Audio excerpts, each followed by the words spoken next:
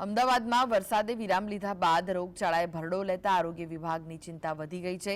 અમદાવાદમાં મચ્છરજન્ય રોગચાળાના કેસમાં નોંધપાત્ર વધારો થયો। ચાલુ માસમાં માત્ર 18 દિવસમાં ડેન્ગ્યુના 345, સાદા મેલેરિયાના 110, ઝેરી મેલેરિયાના 18, ડેન્ગ્યુના 345 સાદા કેસ નોંધાયા હતા। ચિકનગુનિયાના 35, ઝાડા ઉલટીના 541, ટાઇફોઇડના 485 તો કોલેરાના 22 કેસ નોંધાયા છે।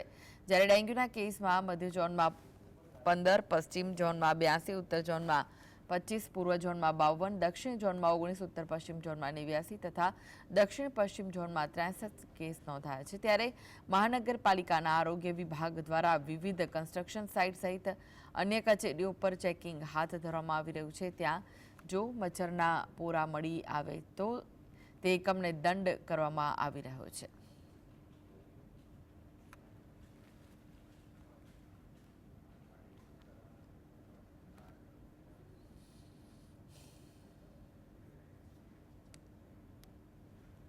ચાલુ માસ દરમિયાન સાદા મલેરિયાના 110 કેસીસ અને ડેન્ગ્યુના 345 કેસીસ હાલમાં રિપોર્ટ થયેલા છે।